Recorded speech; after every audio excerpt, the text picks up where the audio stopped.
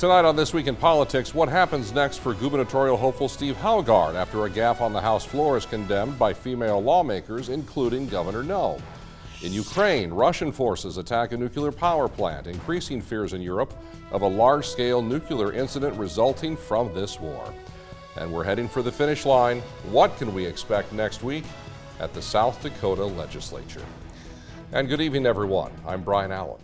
I'm Austin Goss. South Dakota senators are rejecting a proposal by Governor Noem that would protect elementary and secondary students from political indoctrination. Now, that bill, HB 1337, was defeated by the Senate Education Committee Thursday after several hours of testimony. Proponents of the bill, including those from Governor Noem's office, argued that the bill would protect students from political indoctrination, most notably critical race theory. However, critics argued that the bill would lessen teachers' ability to teach controversial topics and could ultimately chill free speech in South Dakota public schools. Ultimately, the committee, made up of 6 Republicans and 1 Democrat, rejected the bill because they weren't sure it was necessary quite yet. I think the direction and the interest of the legislature is clear that it is important to us, but I don't believe it's the purview of the legislature to act until other remedies have been exhausted. And that remedy certainly exists within the current statutory authority of the executive branch. Now, a similar bill that dealt with the state's public colleges and universities passed just 2 days prior. In response to the bill failing, the governor's spokesperson said that they are still working to ensure that K-12 students learn America's true and honest history. Other news out of Pierre this week, state representative and gubernatorial candidate Steve Haugaard is coming under fire for an inappropriate word he used for a woman that was on the House floor. Haugaard was speaking about a bill dealing with access to marijuana, and he went on to share a story of a personal friend who had struggled with drug abuse. While trying to argue that marijuana was a gateway drug, Haugaard referred to the woman as a derogatory term. Haugaard apologized shortly thereafter, but the backlash was immediate. So much so that his gubernatorial opponent, Governor Noem, called for him to be censured by the state house. Now afterwards, Haugaard apologized again for the remark and said Noem's call for his censure was overblown. The latitude that you have on the House floor is to address the bills that are before you. And if you're trying to make a point, there's limits, but that wasn't a word that's known to be a 4-letter word. It's not considered foul language. I could have used a different word. Noem went on to say in a statement released by her campaign that the Speaker of the House, Spencer Goss, should put his personal friendship with Haugaard aside and move to censure him. Let's talk about this here for a second. So, is this a limited tempest in a teapot? Is this one and done, or does this thing have legs? Are we going to hear about it next week? You know, Brian, I think Representative Haugaard got the benefit of the doubt in that this happened on a Thursday. They go into a 3-day weekend, and, after the 3-day news cycle, things start to blow over a little bit. However, the governor weighing in on it definitely changes the dynamic. However, I talked to a few lawmakers in leadership positions this week. I don't think there's going to be enough momentum for a censure. I do think there's going to be a push to maybe have him apologize once again on the House floor soon. All right, Austin, stand by. We'll come back to you here. In other news, it was a one-day candidacy for Democrat Ryan Ryder. On Wednesday, he announced he was running for Dusty Johnson's seat in Congress. On Thursday, he said his campaign was over after concerns over some tweets Ryder had posted using violent and sexist terms in talking about Johnson and Governor Noem. So far, no Democratic replacement for Ryder has been named.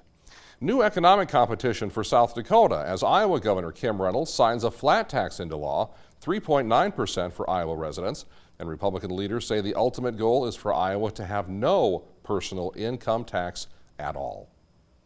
Straight ahead on This Week in Politics, South Dakota Senator John Thune says the Russian invasion of Ukraine underscores the need for energy independence in America. That's when we come back. And welcome back to This Week in Politics. Thursday night, Russian forces attacked a nuclear power plant in eastern Ukraine. The move thought to be an effort to cripple the national power grid to throw the country into both darkness and cold. Ukraine says there was a fire at that plant for a time, but no reactors were damaged. U.S. intelligence says the Russian invasion force is having problems with supply lines and some equipment breaking down, while other equipment has been outright destroyed. But Russian President Vladimir Putin is telling his people that everything is going to plan. Speaking on state television, Putin referred to the invasion as the special military operation in Ukraine, saying he will never give up his belief that Ukrainians and Russians are one people. As Russia's invasion pummels parts of Ukraine, its president is now asking to join the European Union President Volodymyr Zelensky signed a membership application to the EU on Monday. He says he is asking the EU to, quote, urgently admit Ukraine using a new procedure. This is European Commission President Ursula von der Leyen.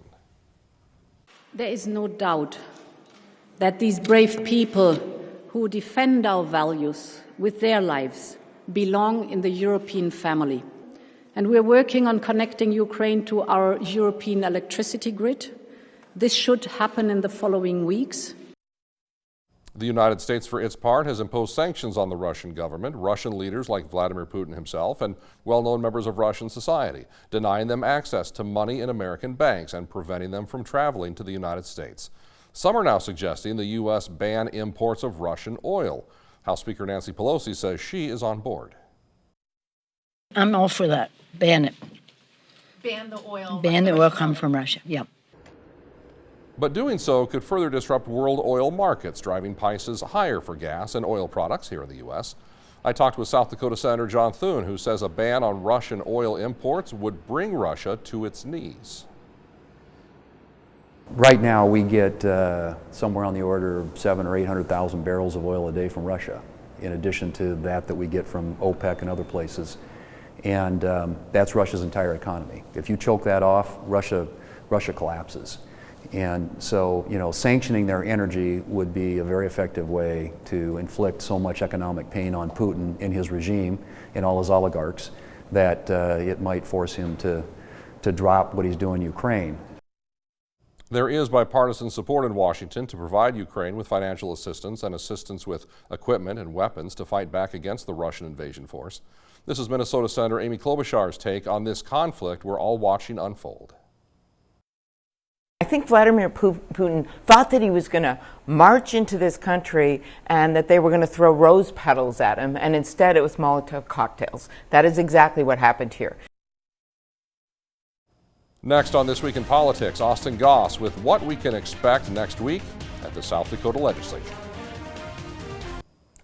Welcome back to This Week in Politics. Next week is the last week of the state legislative session in Pierre. Let's take a look at what to expect.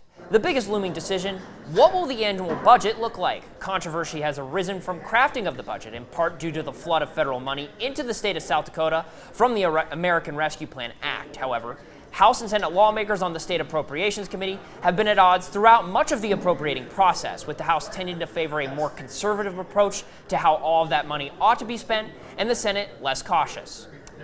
Thank you for being with us tonight for This Week in Politics. I'm Austin Goss. I'm Brian Allen. From all of us to all of you, good night now from Courthouse Square.